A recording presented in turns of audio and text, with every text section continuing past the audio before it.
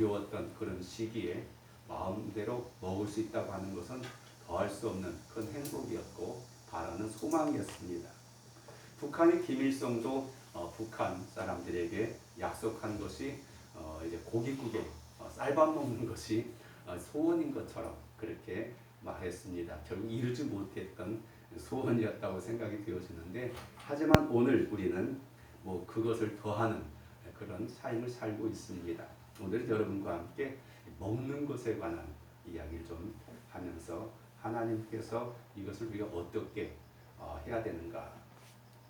과거에 많은 사람들은 오늘날도 마찬가지지만 먹지 못해서 기아에 허덕이고 죽어간 사람이 굉장히 많이 있습니다. 북한 같은 경우도 고난의 행군이라고 하는, 참으로 여러 가지 어려울 때, 경제적으로 어려워서 먹을 것이 없었을 때 몇백만 명의 사람들이 그냥 굶어 죽었습니다. 사실 누가 죽는 것도 여러 가지 방법이 있는데 굶어 죽는다는 것은 정말로 말할 수 없는, 표현할 수 없는 그런 죽음이 아닌가라는 생각을 갖게 되어지고, 올해도 마찬가지죠. 많은 나라에서 이런 기근으로 인해서 또 여러 가지 내전과 혼란함 속에서 그렇게 굶어서 죽는 사람이 있는 그런 현실이 오늘 우리에게 있습니다. 그런데 사실 그것은 뭐 어쩔 수 없다 치더라도 더 어려운 것은 많은 사람이 너무 많이 먹어서 병들어 죽는 게 얼마나 큰 비극이고 아픔인가라는 생각을 갖게 되어집니다. 그래서 오늘 여러분과 함께 못 먹는 것보다는 많이 먹어서, 잘못 먹어서 우리가 어려움 당하는 일, 성경 우리에게 어떻게 뭐라 말하고 있는가에 대해서 한번 생각해 보면서 오늘 음식을 잘 우리가 조절할 수 있는 그런 삶이 됐으면 좋겠습니다. 오늘날 자동차는 우리 생활의 필수품이 되어졌습니다. 자동차가 없으면 아무것도 할 수 없을 정도의 그런 생활 어떤 삶이 되어졌는데요. 근데 자동차는 참 좋은 것인데 만일 자동차가 브레이크가 없다고 한다면 어떻게 될까요? 끌고 나갈 수가 없을 겁니다. 아무리 자동차가 우리에게 편안함과 또 유리감을 준다 할지라도 브레이크 없는 자동차라면 이건 그냥 흉기가 될 수밖에 없고 그것은 우리에게 재앙이 될 수밖에 없을 겁니다. 브레이크는 어떤 역할을 합니까? 제어할 수 있는 역할을 하게 되는 거죠.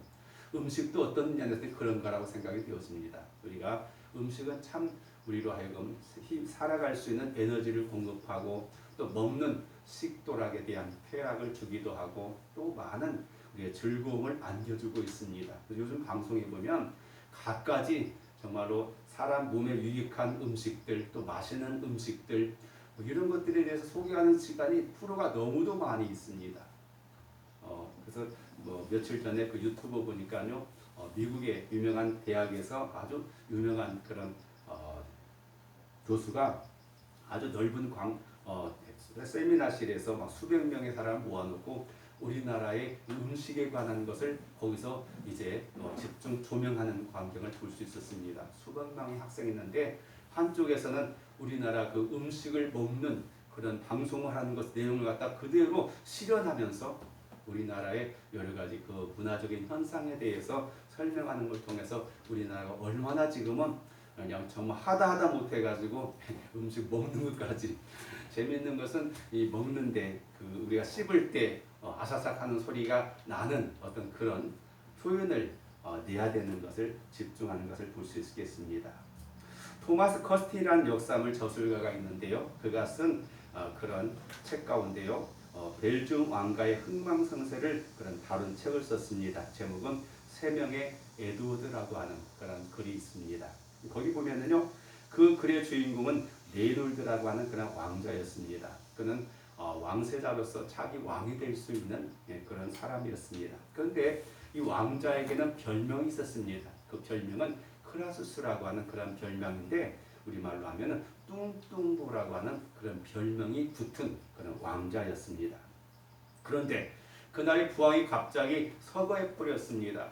제대로 정식으로 왕을 갖다가 임명하지도 못하고 왕이 갑자기 죽자 그 동생이었던 이제 동생이 쿠데타를 갖다 일으켜가지고 정권을 잡아버립니다. 그리고 그 형을 갖다가 감옥에 가두는데요. 감옥에 가두는데 그냥 아주 이런 어려운 감옥이 아니라 그냥 평안히 살 수 있고 가택연금 상태 같은 그런 감옥에 가둡니다. 그러면서 그의 신하들에게 말합니다.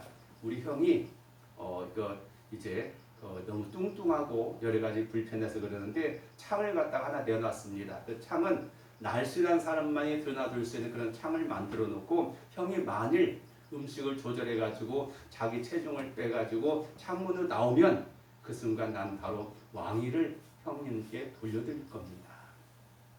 그렇게 하고 나서 이제 형에게 매일 3끼씩 진수성찬을 하고 때때로 간식도 주고 그렇게 했어요.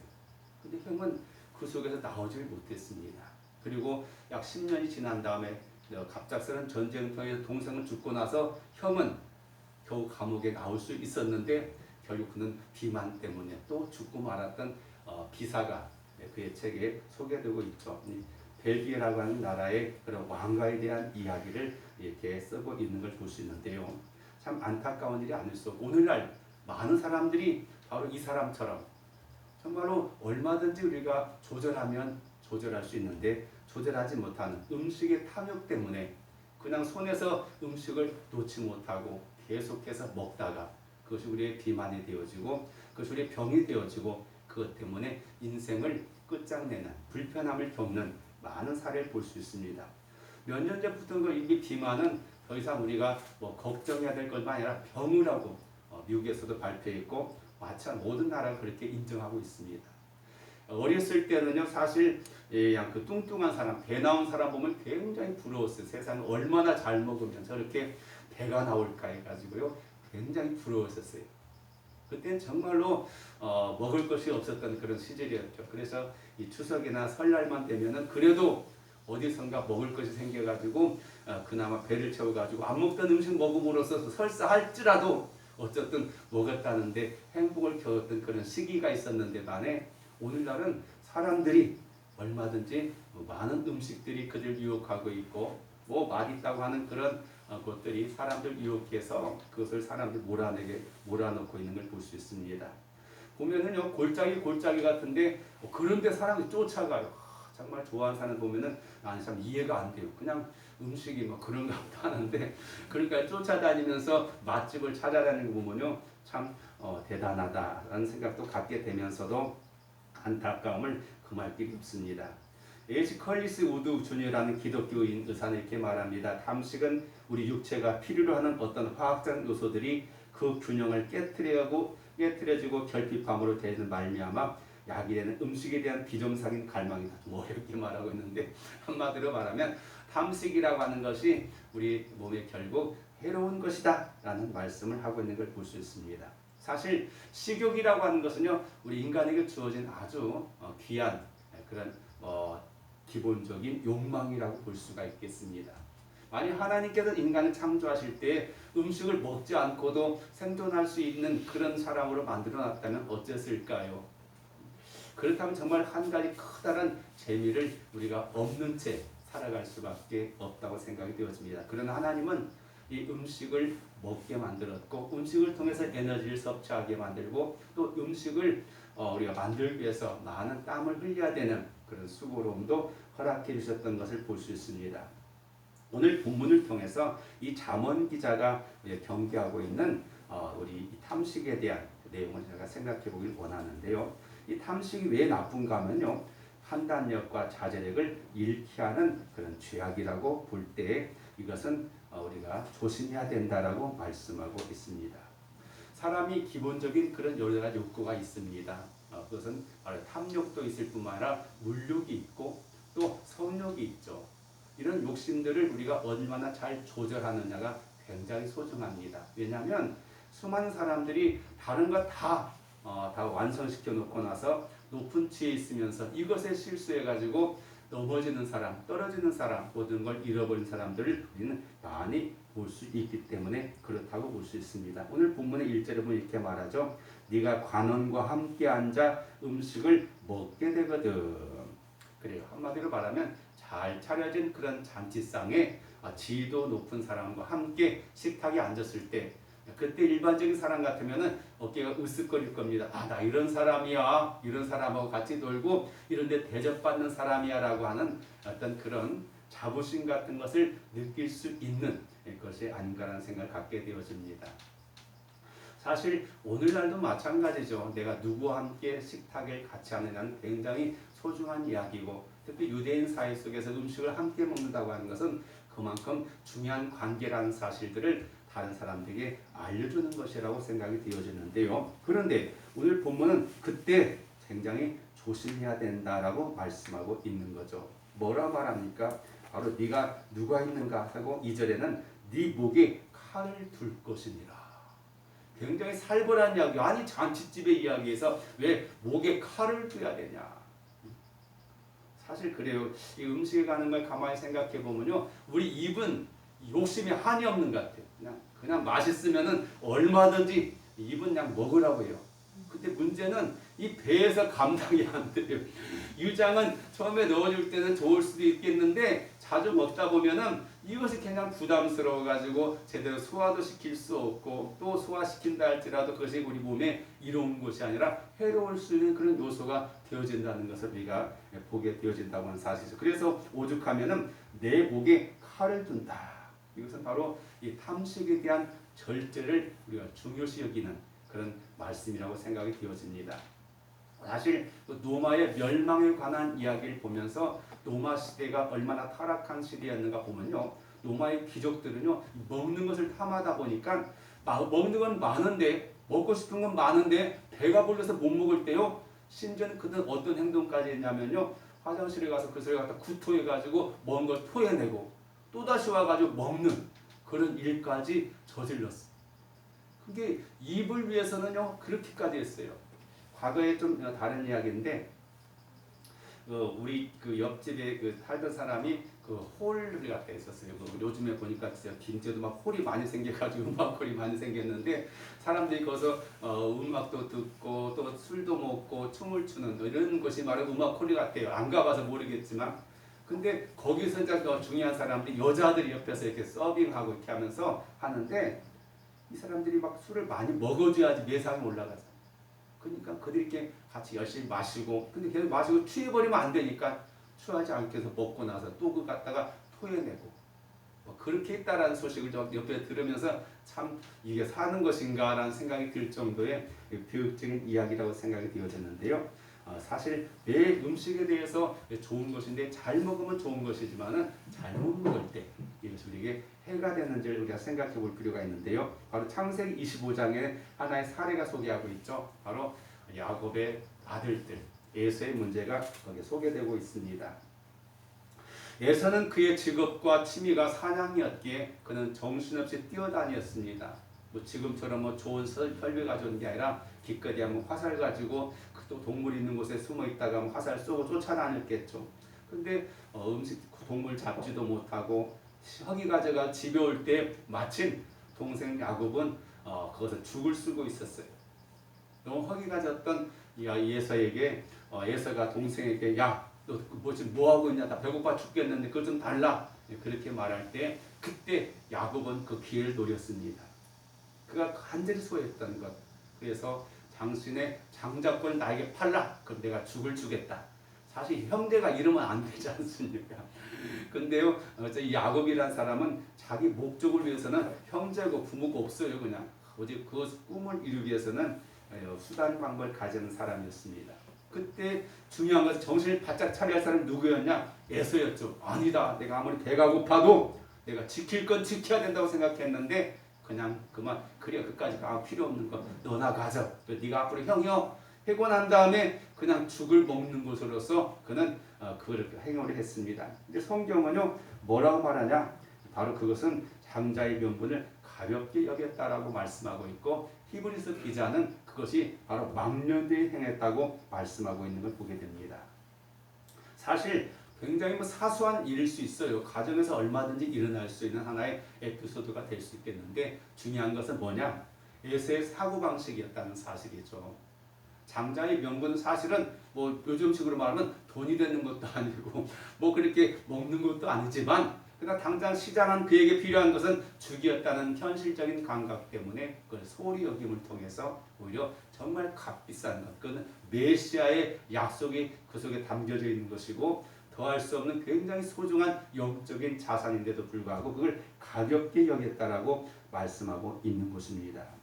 그래서 빌립보서 3장 19절에 이렇게 말합니다. 그들의 마침은 멸망이요 그들의 신은 되어 그 영광 그들의 부끄러움에 있고 땅의 일을 생각하는 자다. 그러니까 많은 사람들이 이 배를 위해서 살아가는 그런 사람들이 있다고 말씀하고 있는 거죠. 오늘 이 음식에 관한 것들 우리는 굉장히 중요합니다만은 이걸 잘 조절할 수 있어야 돼요. 그래서 저는 항상 그렇게 말합니다.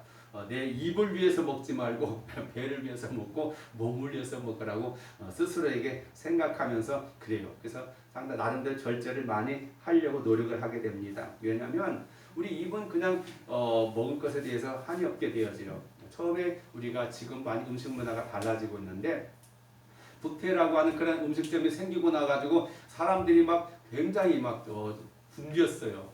그래가지고 근데 보면은 사람들이 막 자기가 좋아하는 음식들을 갖다 한 복씩 담아가지고 그냥 한 접시 두 접시 갖다 놔요.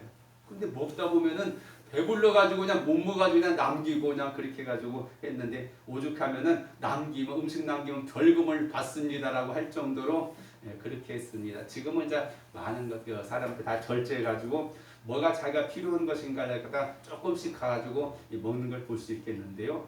우리는 정말로 이것을 스스로를 잘 조절할 줄 아는 그런 자세가 필요하다고 생각이 되었습니다. 왜냐하면 이것이 많이 먹다 보게 되면 자신도 모르게 자기 속에 독을 쌓게 되는 것이라고 생각되어집니다. 지방이 쌓이게 되고 그것이 혈관을 막히게 되어지고 그것이 여러 가지 성인병을 일으키는 그런 존재가 되는데도 불구하고 내 돈 들여가지고 스스로 몸을 해롭게 하는 일을 왜 해야 되는가 우리가 생각해 보면서 음식에 대한 정의는 사도 바울은 이렇게 말해요. 그는 넉넉할 때도 또 어려울 때도 자기는 조절하는 법을 배웠다고 말씀했던 것처럼 우리가 스스로를 잘 다스리는 그런 자세가 중요하다. 두 번째 우리가 탐식을 중요하게 생각해야 하자면 바로 유혹에 넘어가는 그런 죄악이 될 수 있다라고 하는 것을 말하고 있는 거죠. 오늘 본문에도 보면은 2절에 말하죠. 내가 많은 음식을 탐하는 자이거든 내 목에 칼을 줄 것이고 3절 그의 마시는 음식을 탐하지 말라 그것은 속이는 음식이니라. 그렇습니다. 그것은 바로 다 속이는 것이다라고 말씀하고 있어요. 왜냐하면은 바로 눈앞에서는 이거 적지만 많이 드세요라고 했지만 사실은 그것이 뭐 어떤 이유가 있고 목적이 있는 음식이 될 수 있기 때문에 그렇습니다. 그래서 오죽하면 우리나라 같은 경우도 이 공무원이나 이런 지혜 있는 사람들에게 얼마 이상의 음식을 대접하면요 그 뇌물이 돼가지고 법에 저촉이 되잖아요. 과거에는 사실 그런 일들 때문에 서울이나 이런 데 가면요 어떤 데가 굉장히 흥황했냐면 값비싼 음식을 만든 요정 같은 데가 흥황했어요. 저도 그런 데를 갔다 이렇게 가보게 되었었는데 그런 데는 아주 비밀스러운 곳이에요. 막 서울 같은 데 그 비싼 땅덩어리에다가 막 멋있는 건물 지어놓고 정원도 있고 막 근데 은밀한 곳에 가지고 거기서 사람들이 비밀리 막 만나가지고 이야기 하겠죠. 사업 이야기, 정치 이야기 뭐 여러 가지 하겠습니다만은 뒷거래가 많이 있는 것이죠. 바로 그런 곳에서 정치가 왔다 갔다 하게 되어지고 어떤 일이 결정되어지게 될 때 이 사회는 병든 사회가 될 수밖에 없고 공정한 사회가 될 수가 없게 되는 거죠. 바로 거기는 유혹이 있는 것이고 거래가 있는 것이죠. 그래서 이런 것들은 우리가 멀리 해야 된다라고 말씀하고 있는 거죠. 이 사탄은요 오늘날 현대인들의 약점이 무엇인가 너무 잘 알고 있어요. 이런 것들을 통해서 우리를 넘어지게 만들고 그래서 마태복음 예수님께서 40일 금식하고 난 다음에 사단이 와가지고 가장 먼저 했던 유혹이 뭡니까? 너 배고프지? 배고프니까 음식을 갖다가 먹여야 되지 않냐? 돌로 떡을 만들어 먹어라. 여기서 중요한 것은 예수님께서 돌을 떡으로 만들 수 있느냐 없느냐의 문제가 아니죠. 네 당장의 궁핍함 때문에 그런 하나님을 갖다가 하나의 그런 하나님의 능력을 그런 시험거리로 삼느냐 아느냐가 중요하고 더 중요한 것은 우리 사람이 무엇을 중요시 여겨야 되는가라는 사실을 우리가 다시 한번 생각하게 하는 것이라고 보여질 수 있습니다. 사탄이 뭐라고 말합니까? 네가 하나님 아들이냐? 그럼 명하여 이 돌들로 떡덩이 되게 하라. 왜? 하나님은 전능하신 분이기 때문에. 이런 먼지로 사람을 만든 분이 하나님이시라고 한다면 돌을 갖다 떡 만드는 게 뭐가 어렵겠어요. 반석에서 생수 터지게 하신 하나님께서 그거 못하실 분이 아니라는 거죠. 그런데 예수님이 그렇게 말씀하시죠. 사람의 떡으로만 살 것이 아니다. 하나님의 말씀을 통해서 사는 것을 말씀을 통해서 그에게 이제 거절했던 것을 우리가 보게 되어진다고 하는 사실이죠. 오늘 본문에도 보면 그렇게 말해요. 7절에 대저 그 마음의 생각이 없다면 그 일도 그러한즉 그가 내게 먹고 마시라 할지라도 그의 마음은 너와 함께하지 아니함이라 라고 말씀하고 있습니다. 그래요. 우리는 어디 음식 앞에 미혹되게 되면 그 사람의 진위를 파악하기가 어렵게 될 수 있어요.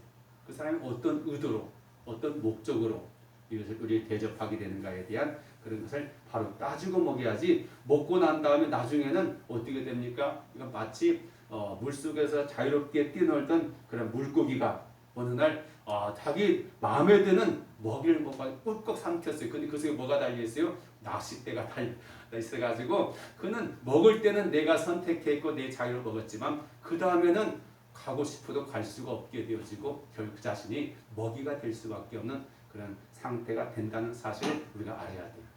그래서 세상에는 이런 많은 유혹거리가 있습니다. 근데 정말 중요한 게 뭐냐면 이 유혹거리가 뭔가 경고 표시가 없어요. 얼마든지 내가 손을 펼치면 내가 손을 들어서 먹을 수 있는 곳, 내가 얼마든지 취할 수 있는 곳에 있다는데 이런 우리에게 굉장히 위험스러운 곳이 많이 있다는 사실도 우리가 기억할 필요가 있습니다. 요즘도 보면 간간히 들리는 소식을 통해서 안타까운 게 뭐냐면 단순히 음식만이 아니라 미국에서 좀 살다 오신 분들을 보면은요 그런 것들이 많아요. 그들 보면은 요즘에는 대마초 같은 것은 캐나다 같은 데서는요 우리 같이 죄악으로 취급지 않고 오히려 정부에서 대마초를 갖다가 재배해가지고요 상품화시켜서 파는 나라가 돼버렸어요. 뭐 미국 같은 데도 마찬가지라 그래요. 거기는 공식적으로 그렇게는 하지 않았는데 이런 학교에서 중고등학교 학생이나 대학생들은요 대마가 그냥 일상화되어져 있다고 해요. 근데 거기서 가서 공부하러 간 사람들이 공부는 않고 그런 것에 취향돼가지고 몸에 젖어 있는 거예요. 그냥 얼마든지 살 수 있고 누가 그걸 탓하지도 않아요. 마치 사람들이 그냥 담배 피는 걸 좋아하는 사람이 담배 피면서 어떤 상태 있는가 몰라도 어떤 몽롱하고 뭔가 좀 나름대로 어떤 누릴 수 있는 안식 이런 것 같은 걸 누리기 때문에 습관화되어 있어요. 근데 우리나라에서는 뭐가 돼요? 불법이 되잖아요. 그러니까 밀수해가지고 아니면 그런 불법적인 거래를 통해서 그런 일에 빠지게 되는 거죠. 처음에 시작할 때는 내가 얼마든지 조음은 하고 씨름은 안 한다고 했는데 나중에는 내 몸이 내 의지가 그것을 거절하지 못하는 그런 상태에 빠지게 돼요. 술 좋아하시는 분들은 마찬가지잖아요. 처음에 술 한 잔 먹으면 그냥 술이 주는 그런 어떤 그런 것들이 유익함이 있을 수 있겠습니다만 나중에는 어떻게 돼요? 술을 안 먹으면 힘도 없고 기력도 없고 아무것도 못하는 그냥 무기력자가 되어버리는 술에 지배당하는 삶이 될 수 있다는 사실을 우리가 주목할 필요가 있습니다. 세상에 이런 유혹이 너무도 많이 있습니다. 오늘 본문에 보면 또 다른 걸 말하죠. 4절에 보면 부자가 되기 애쓰지 말라. 아이고 현대인들이 이런 소리 설교하면은 아이고 그러면 안 되지. 왜냐면 돈이 있어야지. 돈이 최고인데. 그래요. 근데 너무 거기에다가 우리가 빠지게 되면 어떻게 돼요? 눈에 뵈는 곳이 없어. 오직 자기 목적을 위해서는 그냥 정말 그렇잖아요. 요즘도 가끔씩 그런 일이 많이 나와요. 가정 폭력의 많은 사례를 보면은요, 이 돈과 관련된 것이 너무 많아. 부모가 용돈 안 줬다고 때려 죽이는 그런 자식도 있고, 별일이 다 있잖아요, 세상에. 왜요? 거기에 욕심에 빠져버리게 되면 살이 빈 여력이 없어. 그 유혹에 빠질 수밖에 없게 되어진다는 사실이죠. 그리고 이 탐식은 무엇보다도 자신을 파멸시키는 죄악이다 라고 말씀하고 있습니다. 6절에 말씀했던 것처럼 악한 눈이 있는 자의 음식을 먹지 말며 그의 마시는 음식을 탐하지 말라. 네, 그래요.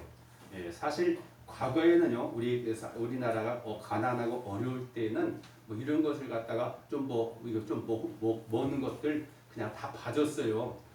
좀 쉬운 말로 하면은 여름 같은 때 저희 같은 경우도 물놀이 같은 데 이렇게 여름에 가잖아요. 가다 보면은 밭에 지나는 가정 속에 고구마 밭 같은 이런 게 있어요. 그건 워낙 배가 고프고 뭐니까요. 그러면 고구마 밭에 갖다 손을 뒤져가지고 그때는 완전 큰 건 아니지만 하게 되면요 한두 개 따먹고 가고 됐어요. 물론 이것은 엄연히 말하면 절도요. 그러나 그때 워낙 시대가 그립고 가난했기 때문에 사람들 그거에 대해서 너 감옥 가야 된다고까지는 안 하죠. 그냥 혼내고 그러지도 않으면 안 된다고 했어요. 또 전주 부근에는 그 복숭아 밭이 많이 있었어요. 또 그 가다 보면 친구들과 같이 다 가다 보면은 복숭아 밭에 옆에 막 복숭아 익어갈 때잖아, 여름 때. 아, 그러면 그게 얼마나 유혹이 심한지 몰라. 그러면 그런 데마다 뭐가 있냐, 개구멍이 있어요. 구멍들이 다 있어가지고 들어가서 한두 개 따먹게 돼요. 그러면 이제 주인이 있다가 막 그러면 막 고함질르죠 막. 그러면 이제 막 많이도 안 따가고 이제 하나씩이나 두 개씩이나 이제 그 잘 설 익은 거 갖다 따가지고 막 가다가 먹기도 하는데 그때는 봐줬어요. 근데 지금은요 그렇게 하면 안 되죠. 우리가 뭐 가난해가지고 먹지 못해서 하는 것이 아니기 때문에 우리가 그걸 알아야 돼. 결국은 이런 것들이 파멸에 들어갈 수밖에 없게 생각합니다. 그래서 이 탐욕이라고 하는 말 중요한 것이 왜 빠지냐는 거죠. 거기는 쾌락이기 때문에 쾌락. 사람들이 왜 그것을 어떤 것에 빠지게 되면 헤어나지 못하는가 하면 그것에 주는 나름대로 매력이 있어요. 그것을 갖다 헤어나지 못하기 때문에 빠져가지고 영어를 통해서 보면은요 이 투톤이라고 하는 그런 글루톤이라고 하는 말이 바로 이 쾌락이잖아요. 그런데 이것이 원래 글루투스라고 하는 이제 라틴어에서 나오는 말인데 목구멍의 쾌락이라고 하는 그런 의미가 있다라고도 하기도 합니다. 창세기 3장에 보면 가장 비극적인 이야기가 나와요. 하나님께서는 사람에게 먹는 것에 대한 엄격한 경계를 주었어요. 네가 다 먹을 수 있다. 다만 한 가지 선악을 알게 하는 나무의 실과는 파먹지 마라. 먹는다는 어떻게 된다? 정령 죽으리라. 그런데요, 바로 사탄은 그것을 갖다 어떻게 바꿨어요? 사람으로 하여금 보암직하고 먹음직하고 탐스럽게 할 만큼 아름다운 열매로 보여지게 만들기 때문에 하와는 그걸 먹고 도저히 뿌리칠 수 없고 그는 따먹는 것을 인하여 인간에게는 바로 죄악이 들어오게 되어졌고 죽음이 들어오게 됐고 온갖 불행의 시작이 거기서부터 시작됐다고 말씀하고 있는 거죠. 바로 그렇습니다.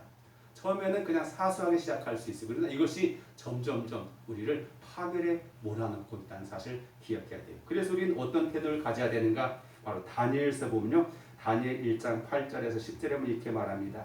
다니엘은 뜻을 정하여 왕의 음식과 그가 마시는 포도주로 자기를 더럽히지 아니라 하고 자기를 더럽히지 아니하도록 환관장에게 도하였다. 이런 자세가 오늘 현대를 살아간 우리들이 이 탐식에서부터 우리가 벗어나는 하나의 결단이 아닌가 그렇게 생각해 봅니다. 사실 다니엘에게 있어서는요, 그의 나라는 망해버렸어요. 그는 이제 이 바벨론이라는 나라로 포로를 잡혀갔고 다행스럽게도 그 속에서 그는 선택받은 자가 되어서 이제 왕을 수종두는 그런 특별 학교에 입학하게 되어졌고 훈련받는 그런 과정에 되었어요. 얼마나 다행스러운지 몰라요. 그런데 거기서 더 중요한 건 뭐냐? 아, 나는 행운아야. 나는 이제 이렇게 살아남았어. 여기서라도 잘하면 돼라고 하는 것이 아니라 그게 중요한 건 하나님 앞에서 내가 어떻게 사느냐가 중요했다고 말씀하고 있는 거죠. 오늘 우리들이 현대인에 있어서 특히 우리 성도들에서 가장 중요한 게 뭐냐면 우리가 지금 어디에서 살고 있느냐, 누가 앞에서 행하고 있느냐를 항상 의식할 필요가 있어요. 사람은 안 보일 수 있어요. 그러나 우리 하나님은 나를 보고 있다는 사실을 우리 항상 주목할 필요가 있어요. 어제 여기 딸하고 이야기하는 과정에 재미있는 이야기가 하나 있어가지고 볼 수 있었는데요. 그 이제 그 회사에서 일하는 사람 가운데 방글라데시에서 이렇게 온 사람들이 많이 일하고 있어요. 근데 어떤 사람이 이제 보배는 낳은 편이니까 일러더래요. 저 친구들은 일도 잘 안 는다고. 근데 그 사람은 굉장히 성실하게 일한대요. 근데 그 사람이 뭐냐면 이렇게 말한대요. 알라 신이 보고 있어가지고 자기는 어디 있든지 열심히 일하고 있는데 저들은 사람이 보면은 열심히 일하는 척하다가 안 보면은 깨버리고 허튼질을 한다는 거예요. 그 속에서 도전받았어. 그들이 믿는 신에 대해서 뭐냐면 이후에 돈 벌러 와가지고 일하면서도 누구의 의식하는 것이 아니라 자기 신을 의식한다고 하는 사실이죠. 오늘 우리 기독교인도 마찬가지. 내가 직장에 있든지 또는 거리에 있든지 또는 어떤 거래 속에 있든지 어디에 있든지 우리는 의식해야 돼. 누구를요? 바로 하나님의 시선을. 오늘날 이것이 잃어버려가지고 오늘날 기독교인들이 사회에 지탄받게 되어지고 욕먹는 일이 얼마나 많이 있겠어요. 정말 하나님이 나를 지켜보고 계시는가? 하나님이 나를 갖다 바라보고 계시는가에 대해서 우리는 항상 때로는 우리 편리한 대로 생각할 때가 많아요. 오늘 새벽 시간에는 사사기 마지막 21장을 보면서 그런 이야기가 됩니다. 사사기 마지막 장면이 굉장히 비극적으로 끝나게 되었죠. 이스라엘의 동족끼리 싸우게 되었죠. 베냐민 지파와 나머지 11지파가 전쟁하게 돼가지고요. 그때 나온 이 베냐민 지파가 군대가 26,000명이가 됐었는데 25,000명이 죽어버리고 600명만 나머지는 좀 도망가버리고 한 지파를 갖다 완전히 멸망에 이르게 되어졌어요. 그때 이스라엘 사람들이 하나님 앞에서 하루 종일 울고 난 다음에 하나님께 이렇게 말해요. 하나님 어찌하여 이런 일이 우리에게 발생하게 되었습니까? 라고 하나님께 따지고 있어요. 어쩌면 오늘도 많은 사람들이 그렇게 살고 있습니다. 열심히 내가 잘못 선택하고 내가 잘못 저질러가지고 일을 어려운 일 당하면 그때 하나님 왜 그렇습니까? 부당합니다라고 우리가 말할 때가 많아요. 우리 좀 더 생각해 봐야 돼요. 하나님 앞에서 내가 평소에 어떤 의식을 가지고 어떤 믿음을 가지고 어떤 기준을 가지고 살아가느냐에 대해서 책임질 줄 아는 그런 자세가 되어야 된다고 생각이 되어집니다. 말씀을 정리합니다. 오늘 수속돼서 빨리 끝내려고 했는데 이 먹는 것 굉장히 소중합니다. 또 먹는 즐거움 굉장히 귀중합니다. 오죽하면은 얼마나 많은 방송 프로에서 얼마나 많은 음식과 관련된 사람이 스타가 돼가지고요. 그런 나라가 별로 없는 것 같아요. 우리나라 정말 그렇게 됐는데 얼마나 감사한지 모르겠지만 그러나 이것이 우리의 덜미가 되어지고 우리로 하여금 어려움에 빠뜨리는 그런 일이 되지 않도록 우리가 모두가 각자 있는 처소에서 잘 관리해서 우리 건강도 유지하고 우리가 불의에 빠지지 않는 그런 삶이 되었으면 좋겠다는 생각 갖게 됩니다. 기도드리겠습니다. 사랑하시는 아버지 하나님,